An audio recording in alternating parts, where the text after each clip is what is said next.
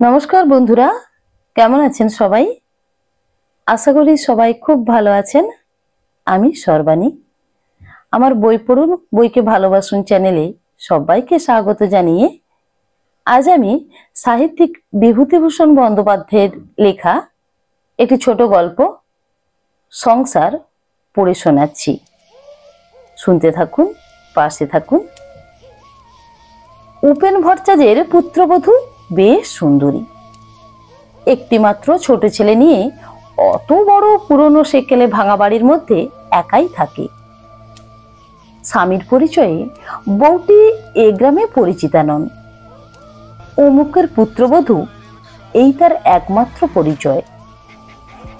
কারণ এই যে স্বামী ভবতারণ ভট্টাচার্য ভবঘুরে লোক।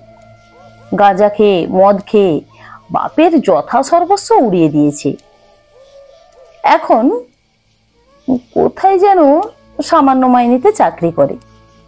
শনিবারে শনিবারে বাড়ি আসে, কোনো শনিবারে আসেই না। শ্বশুর উপেন ভট্টাচার্য গ্রামের জমিদার মজুমদারদের ঠাকুর বাড়িতে নিত্য পূজা করেন। সেখানেই থাকেন, সেখানেই খান। বড় একটা বাড়ি আসেন না তিনিও। ভালো খেতে পান বলে ঠাকুর বাড়িতেই পড়ে থাকেন। নইলে সকালের বাল্যভোগের লুচি ও হালুয়া, পায়েস, দই ও বৈকালির ফলমূল 12 ভূতে লুটে খায়। কোনো কোনো দিন সন্ধ্যার দিকে তিনি বাড়ি আসেন, হাতে একটা ছোট্ট পুটুলি। তাতে প্রসাদী লুচি ও মিষ্টি, ফলমূল, একটু বা ক্ষীরের ছাঁচ থাকে। তার নাতি করুণার বয়স এই 7 বছর। না খেতে পেয়ে সে সর্বদা খাই খাই করছে। যা হয় পেলে খুশি। তা কাঁচা আমড়া হোক, পাকা নোনা হোক, চাল ভাজা হোক, তালের কল হোক, আধ পাকা শক্ত বেল হোক, খাওয়া পেলেই হলো। স্বাদের অনুভূতি নেই তার। ঝাল, টক, মিষ্টি, তেতো তার কাছে সব সমান। ও করুণা, এই দেখ কি এনেছি। কি ঠাকুর দাদা? দাদু টাদু বলার নিয়ম নেই এসব অজপাড়া গায়ে। ওসব শৌখিন শহরে বলি করুণা শেখেনি। সে ছুটে যায় উৎসুক লোভীর ব্যগ্রতা নেই। ঠাকুর দাদা পুঁটুলি খুলে 2খানা আখের টিকলি, একটা বাতাসা ওর হাতে দেন। ও তাতে মহা খুশি। ঠাকুর দাদা যে জিনিস দেন তার চেয়ে যে জিনিস দেন না তা অনেক ভালো ও অনেক বেশি। পুটুলির সে অংশে থাকে বৈকালি ভোগের লুচি, কচুরি, মালপোয়া ও তালের বড়া। যখনকার যে ফল সেটা ঠাকুরকে নিবেদন করার প্রথা এ ঠাকুর বাড়িতে বহুকাল থেকে প্রচলিত। এখন ভাদ্র মাস, কাজেই তালের বড়া রোজ বিকেলেই নিবেদিত হয়। করুণা 1-8বার পুটুলির অন্য অংশে চাইলে, কিন্তু তাতে তার লোভ হয় না। ওরকম দেখতে খুব ছোটবেলা থেকেই সে অভ্যস্ত। সে জানে ও অংশে তার কোনো অধিকার নেই। ঠাকুরদাদার দিকে ও বোকার মতো চেয়ে থাকে। উপেন ভট্টাচার্য গলায় কাশির আওয়াজ করে পুত্রবধূকে তার আগমন বার্তা ঘোষণা করতে করতে বাড়ি ঢোকেন এবং শটাং দোতলায় নিজের ঘরটিতে চলে যান।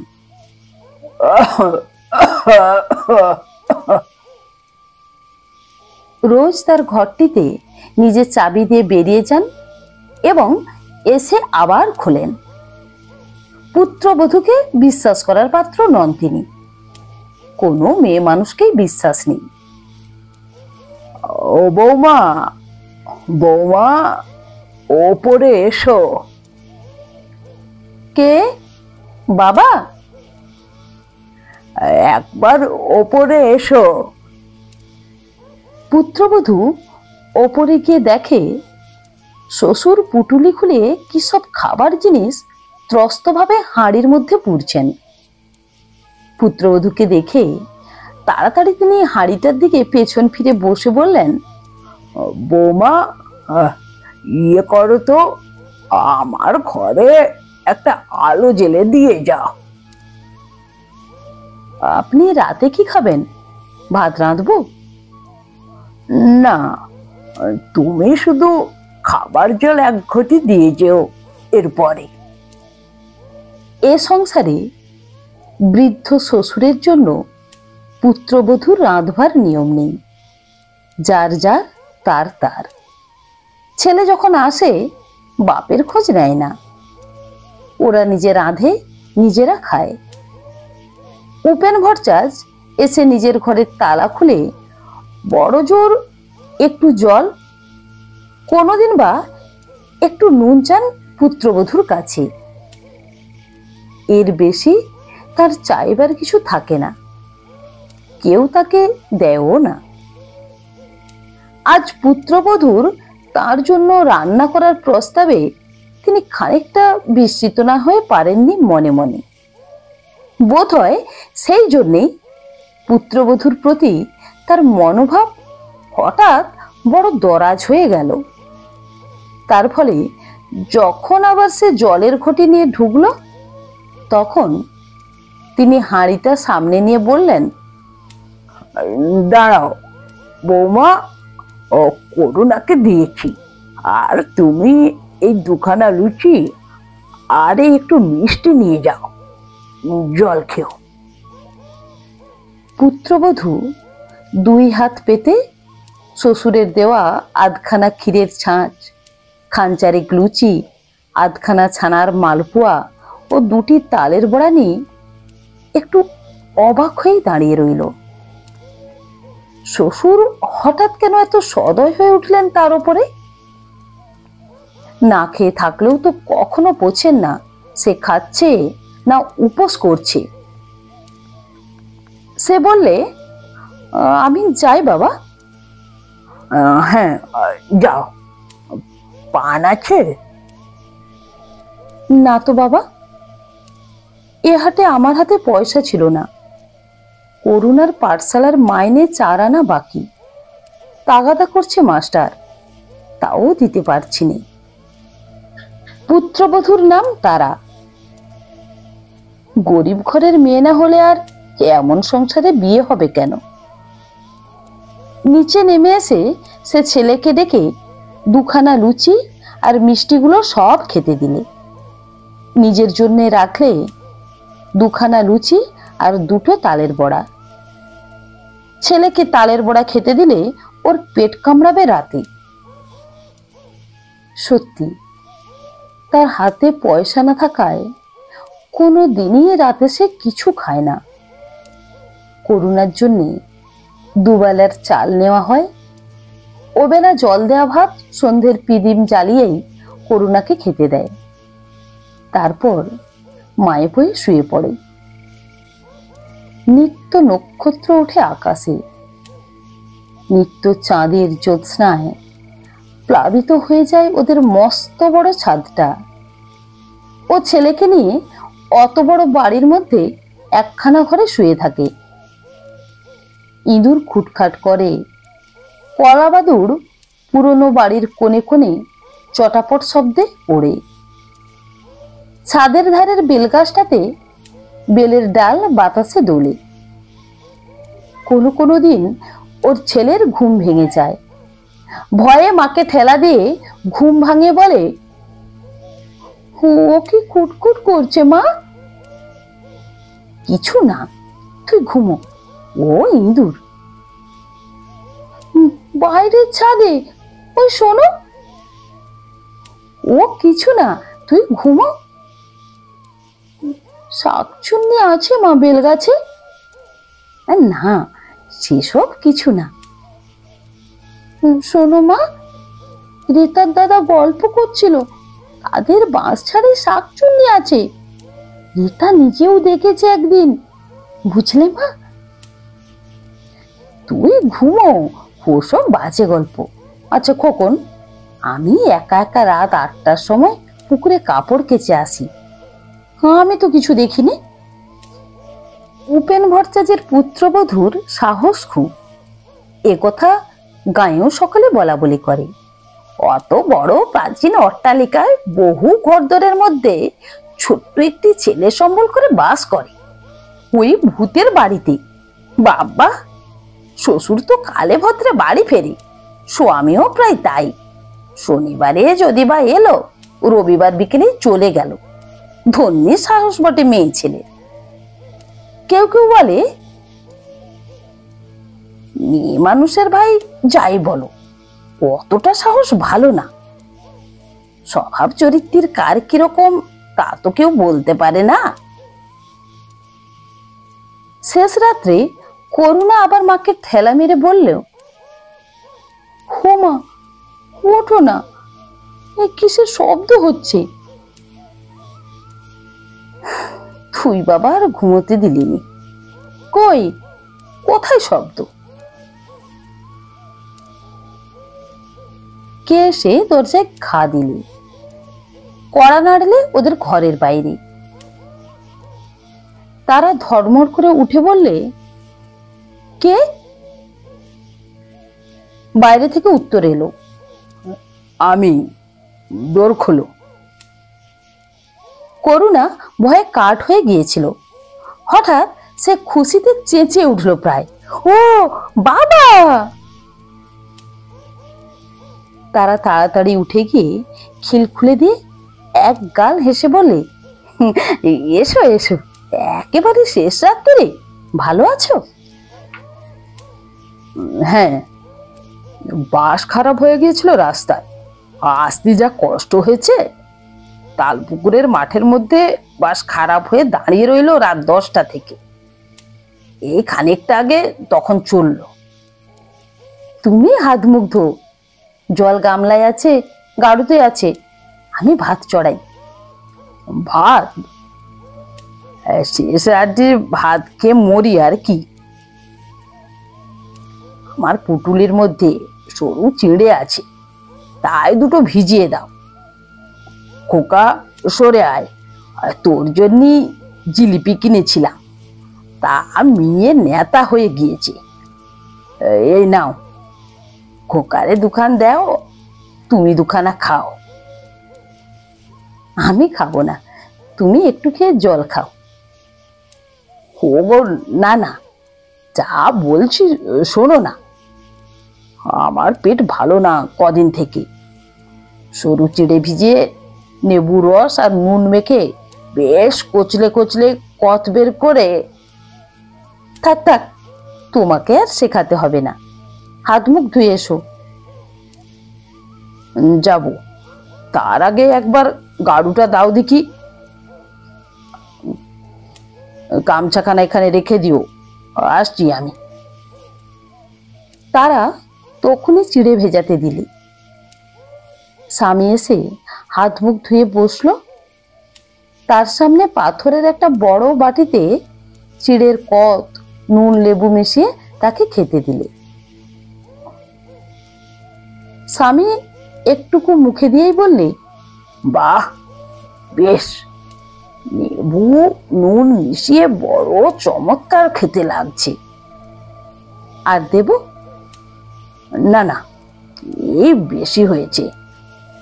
হ্যাঁ গা, ধার দে না কত এবার। মাছ কিনেছিলাম একদিন 4 আনা, একদিন 2 আনা, আর খোকা আমসত্ত্ব খেতে চেয়েছিল, তাই বোস্টম বাড়ি থেকে কিনে এনেছিলাম 2 আনার। আমসত্ত্ব আবার কিনতে গেলে? বড় নবাব হয়েছ না। স্বামীর মুখে কড়া সুরের কথা শোনা এই প্রথম নয় তারার। করছে অনেক বেশি রূঢ় ব্যবহার ও কথা সে সহ্য করে আসছে স্বামীর। গা শোয়া হয়ে গিয়েছে তার, তাও বিনি দোষে। খোকা খেতে চেয়েছিল, ছেলে মানুষ আবদার ধরলে খোকি বোঝে কিছু? অবোধ, না দিতে পারলে কষ্ট হয়।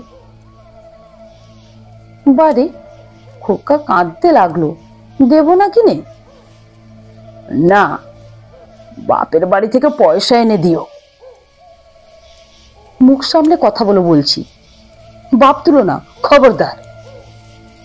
ওরে বাপরে, দেখো ভয়েতে ইঁদুরের গর্তে না ঢুকি, তবু যদি বাপের বাড়ির চালে খড় থাকতো। ছিল না বলেই তো তোমার মতো অজপাড় মুখ্য আর মাতালের হাতে বাপ দিয়েছিল ধরে। তবে রে,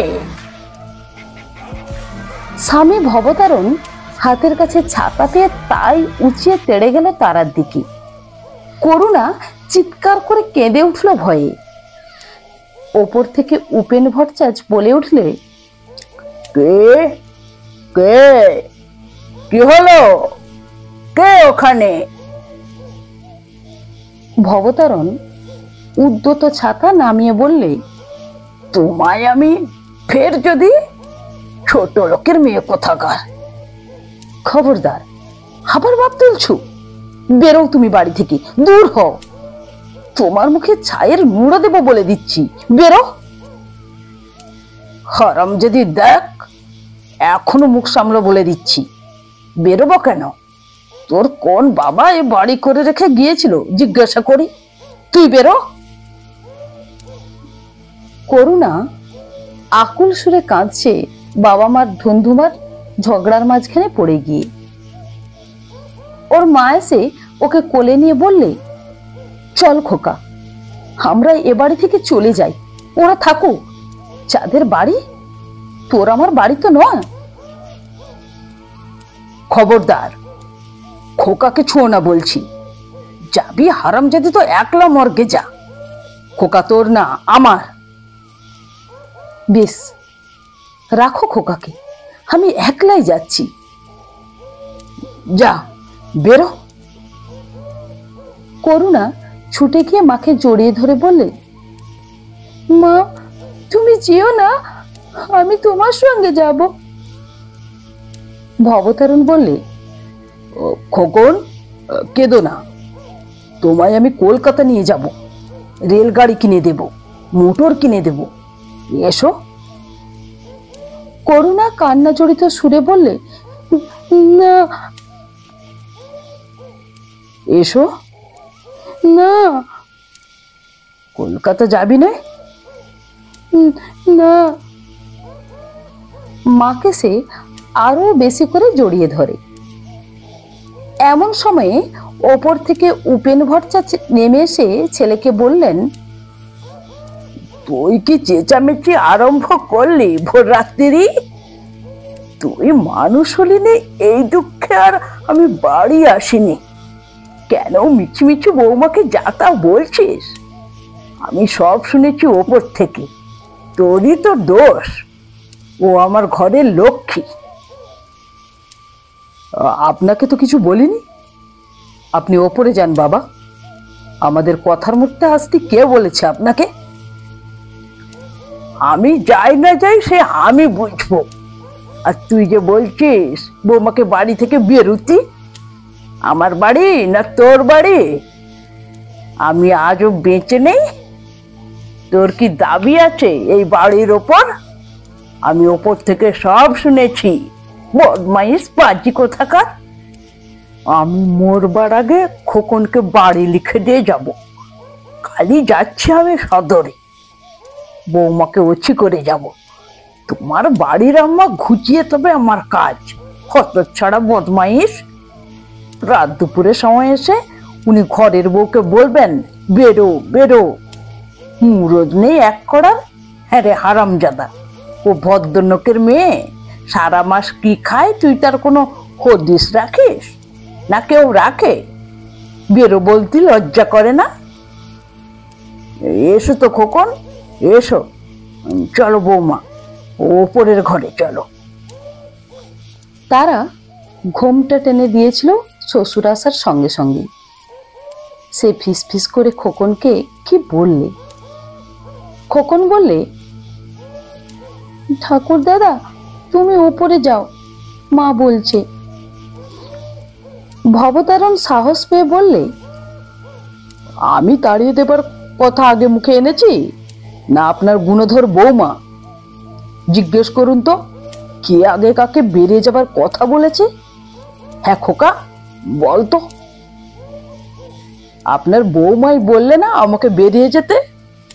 কেন, ওর বাবার বাড়ি? হ্যাঁ, ওর বাবার বাড়ি, আলবাত ওর বাবার বাড়ি। হারামজাদা, ফের যদি তুমি ওসব কথা মুখে এনেছো তবে তোমাকে আমি। উপেন ভট্টাচ ওপরে উঠে চলে গেলেন। ভবতারণ চুপ করে বসে রইল তক্তপোষের এক কোণে। খানিকক্ষণ সবাই চুপচাপ।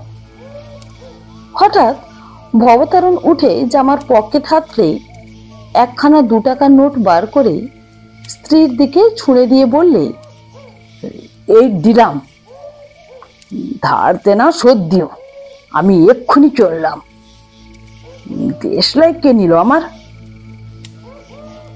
তারা বললে, খোকন, দেশলাইটা ওই রয়েছে, দে তো।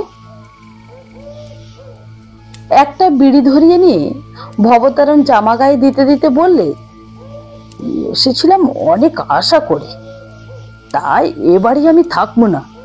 সেখানে আমার পোষাবে না বুঝলাম। কেউ যখন আমাকে দেখতে পারে না, এ বাড়িতে খাওয়া হলো না, শরীরটাও খারাপ। তা হোক, যাবই, আর আসছি নে।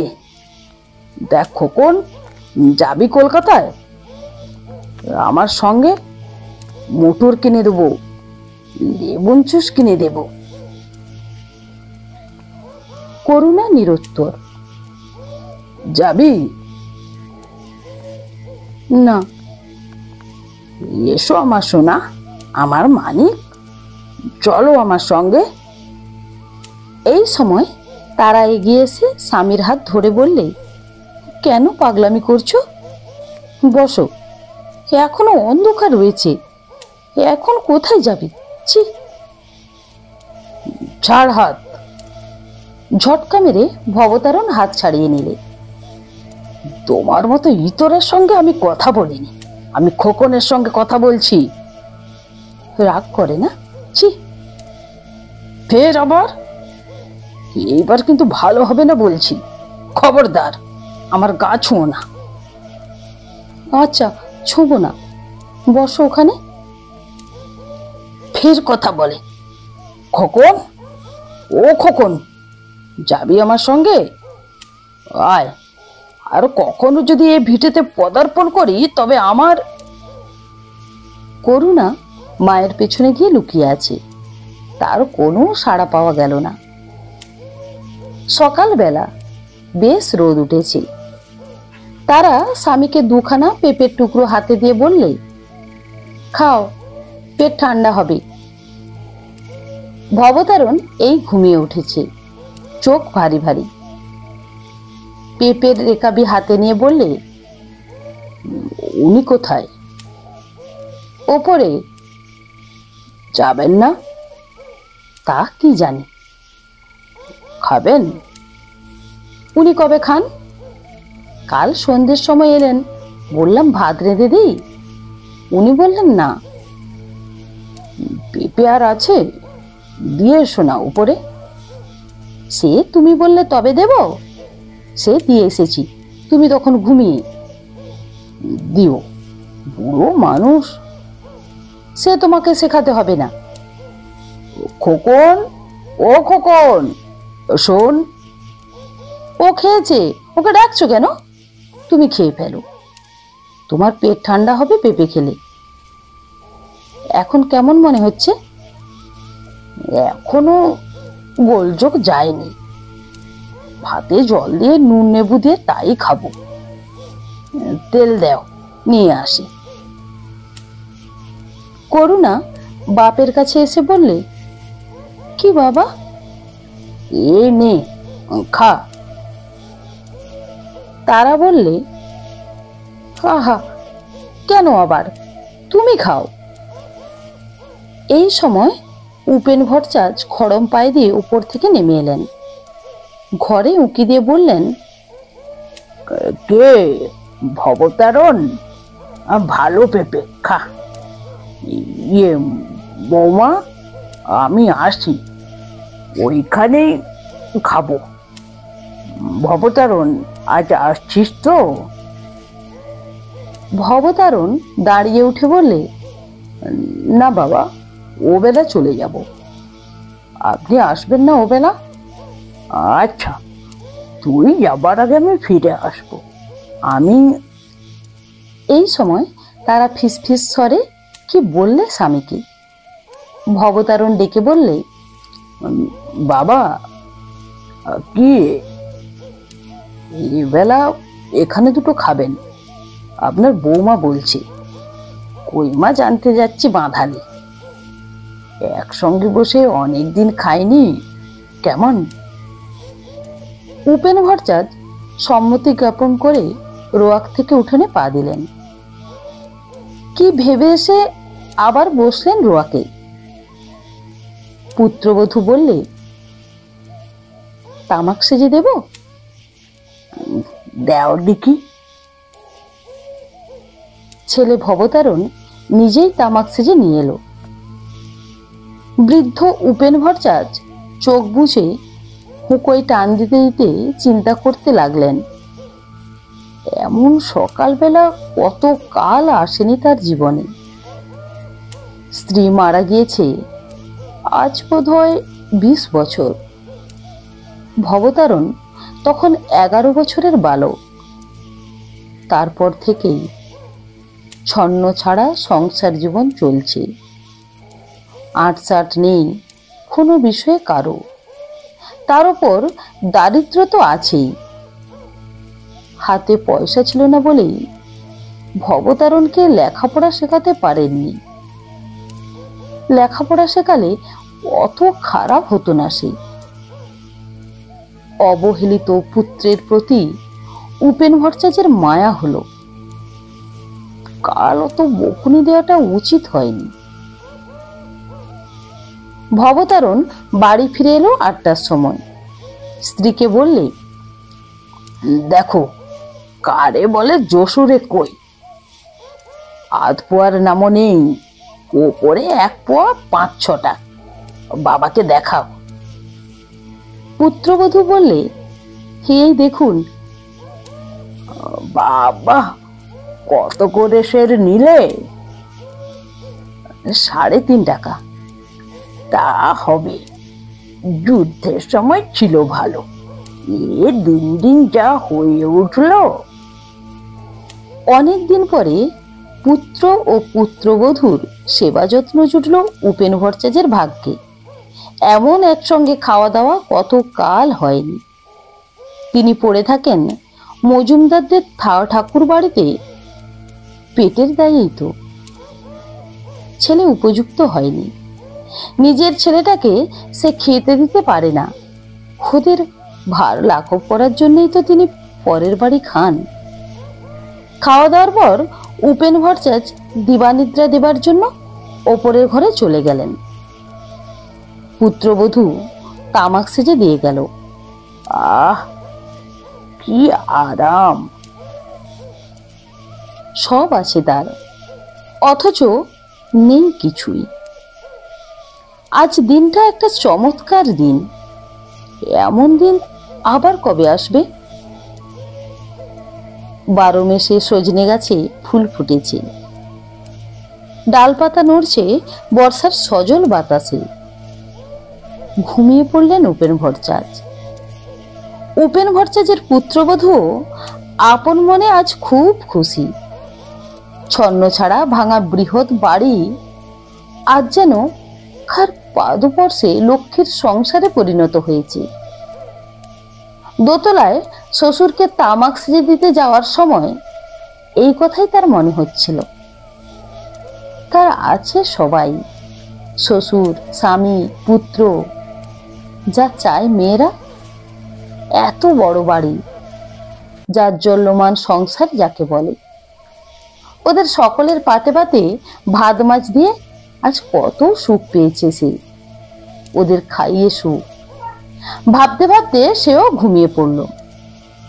ভবতারণ অন্যদিন খেয়ে দিয়ে আড্ডা দিতে বেরোয় রায়পাড়ার হরু রায়ের নাতি অমূল্য রায়ের ওখানে। স্থলপথের যাত্রী দুজনেই। দুপুরের পর ভরা পেটে মৌতাক জমে ভালো। আজ কিন্তু সে বাইরে গেল না। স্ত্রীকে ঘুমোতে দেখে সে মনে মনে ক্রুদ্ধ হলো। কেন, দুটো গল্প করতে কি হয়েছিল? তারা কি সে রোজ পায়?